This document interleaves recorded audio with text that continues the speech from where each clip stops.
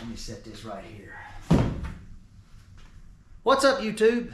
So today, I'm gonna be taking care of something that's been annoying me about this 1976 Chevy Luv ever since I bought it. So let me take you off of this right here and take you inside the cab. All right. So take a guess at what it is. No, not the rust on the floor. It's not the high quality wood door paneling. It's not even the cracked up seat. No guys, it's not even the missing dash pad. It's that steering wheel right there. And she's, you know, she's crumbling. Every time I touch this thing, it's just, look at that. Almost look like somebody putting pepper on your pasta. I'd say 90% of anything on a Chevy Luv you can't get. They just don't repop anything. And that steering wheel is one of them. But I found out the other day, we're doing a little research, that Grant makes an installation kit for the Chevy Luv steering column, 72 to 80 or 81 or whatever the last year the Chevy Luv was made. So that means you put that kit on there, you can pretty much run any Grant steering wheel you want. So that's what I did. So here's the installation kit by Grant. 4164 is the part number. I'll put a link in the description for this and the steering wheel I'm going to be using. But there is the steering wheel right there. 277 is the part number. It's just a basic generic steering wheel. I wanted the cheapest thing I could get. And this is actually on sale. Saved 20 bucks, so I got lucky. Throw it out the box. There you go. This isn't leather, rubber, vinyl. This is just, it may be like a plastic coating. That's what it feels like. It feels like plastic. It's kind of a 3-spoke chrome center. Nothing fancy about it, but it's a whole lot better than what's in the truck now. It does come with a horn button. It's somewhere in here. Just a generic horn button. Let me go ahead and move the camera back inside the truck. And I don't know how to do it, but we're gonna figure it out. I gotta figure out how that steering wheel comes apart. Let me show you what I mean. I don't know how you take this horn button off. There's no screws in there. I pushed inside there, seeing if there's some kind of release tab. I couldn't get it to come off.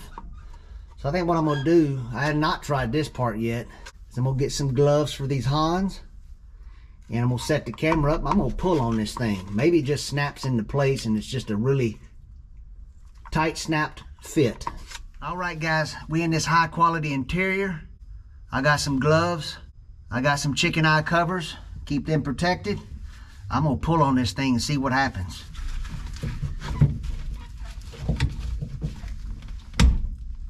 Oh!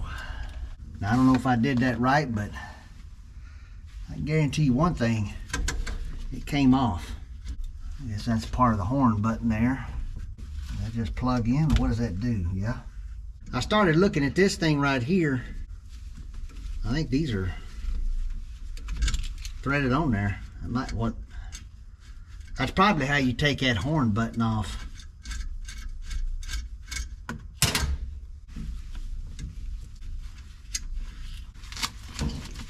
Yeah, these gloves got to go.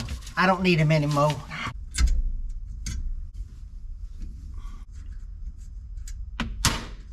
Well, prying on ain't gonna work. I've been prying on it, and as you can see, I'm just making it worse. But that screw right there is gonna be kind of a challenge. These other two look to be okay. I guess pulling on the horn isn't the right way, because those screws thread into that, and that was glued into those screws, those holes right there. I guess that's how it went.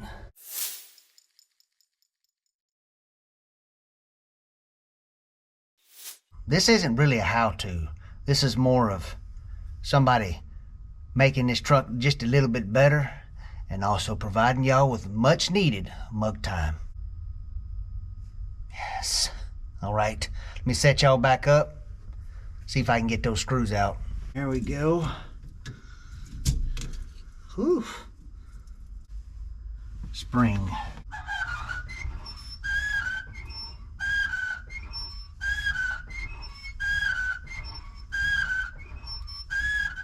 So the last thing we're gonna have to do is remove that 19mm nut, and then we'll see how hard this steering wheel is to pull off. I don't know if we have to reuse that, probably so. Don't throw away any of your hardware until you get everything installed. I highly recommend. The next thing you'll need is a steering wheel puller. That's these right here. Watch this.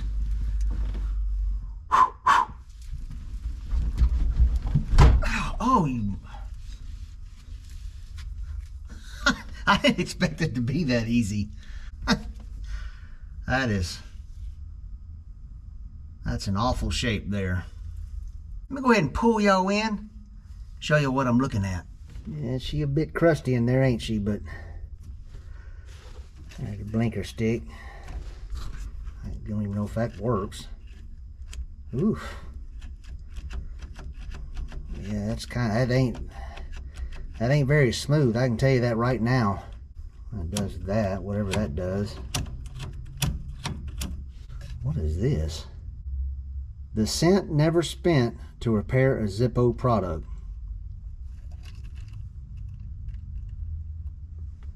Huh. It's a penny from 1980. I've never seen that before. That's kind of neat.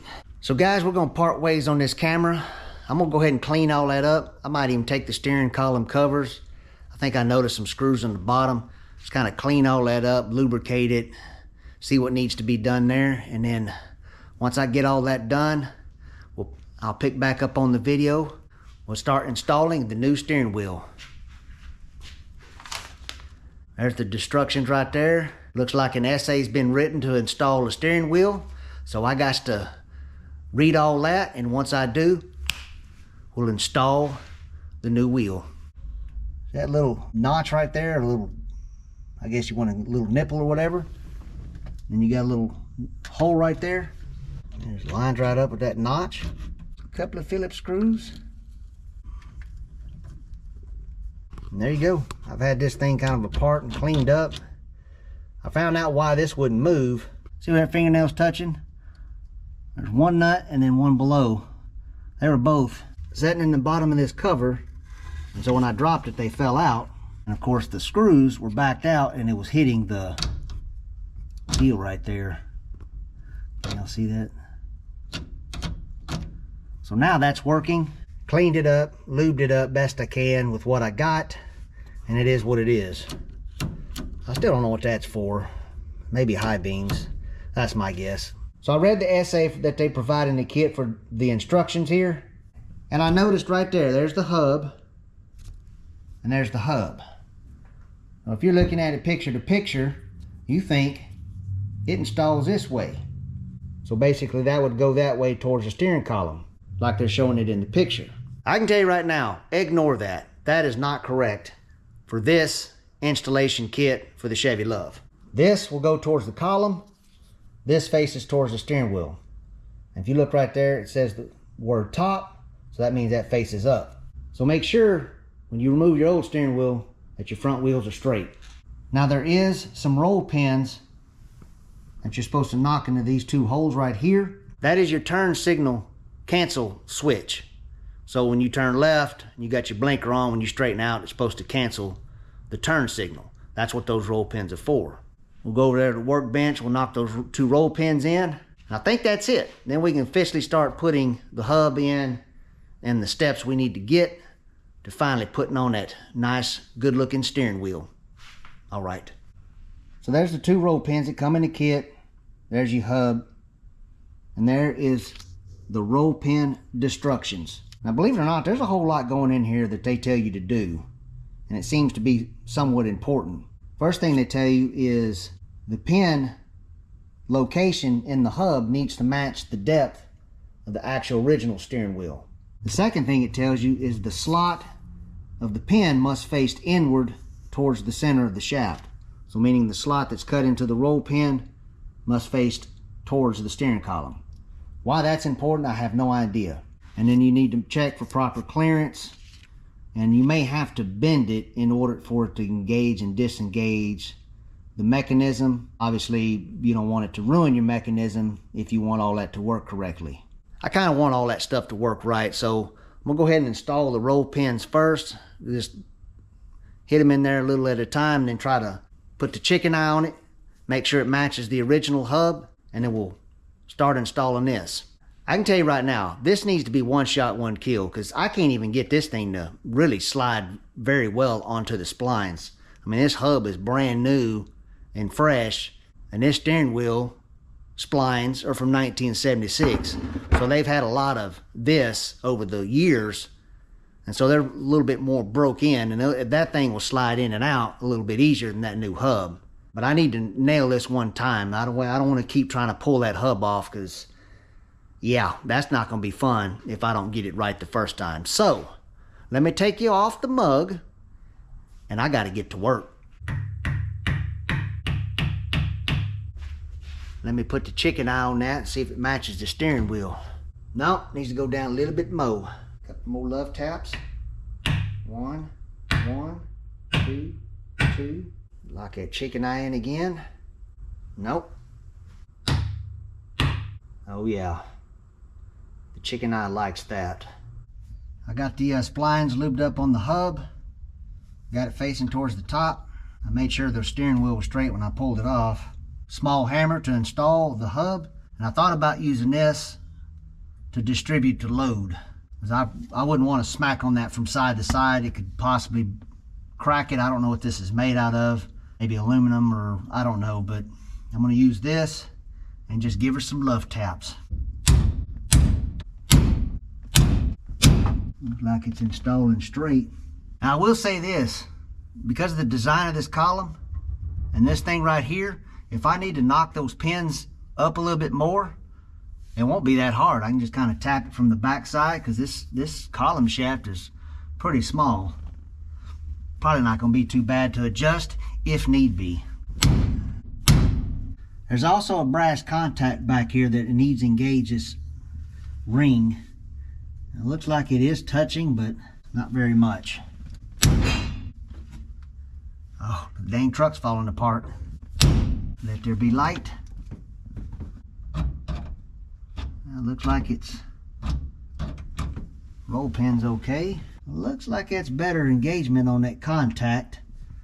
Next thing you install is your cover. There is an extra hole to route your wire through. It's going to be that one right there. Pull that through. Next thing will be the steering wheel. Another one of those holes. Route your wire through there. There's the washer. And there's the nut. Don't know if I'll be able to use the lock nut or the lock washer, the original one. We'll see if we can. Right now I'm just trying to hold that in position. And then from there, we got the retaining ring.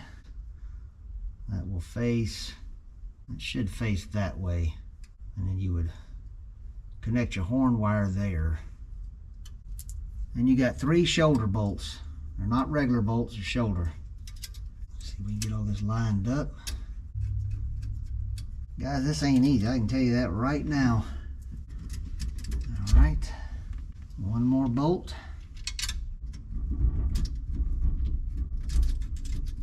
Let me get a ratchet real quick and tighten those nuts down. I don't want to get too crazy with it.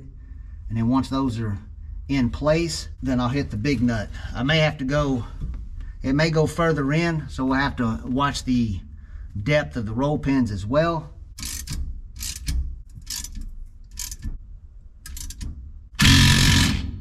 I didn't go any further than it is right now.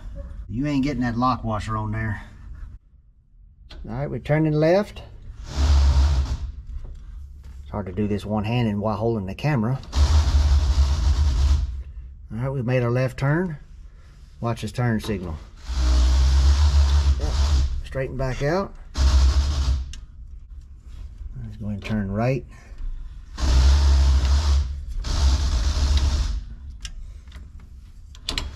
Yep. I guess I did that right. Let me hit this nut one time for good measure. Yeah, that's all she wrote. She ain't going any further, so looks good to me. I got one more thing to install, and that's the horn button. So let me go grab it. There's also a spring that goes under it. We'll get that all in place. See how it looks. So here's the horn button. And here's the spring they give you. But that spring ain't gonna set on anything. And that'd be kind of tricky to mount. It does say to try to tape it on there to help you hold it in place. But what I thought about doing, use the original spring. I've already tried this out and it works.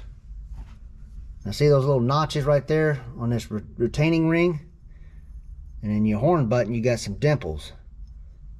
So you line those up with that.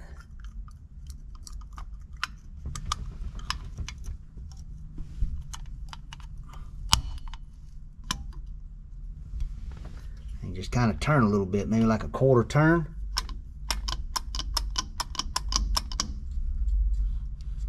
There you go.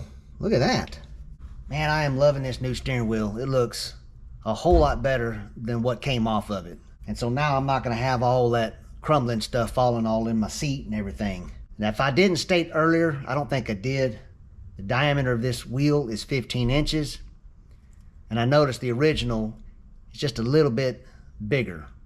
So if you factor in all the stuff that they form over the metal skeleton, that's probably a 16-inch wheel or close to that.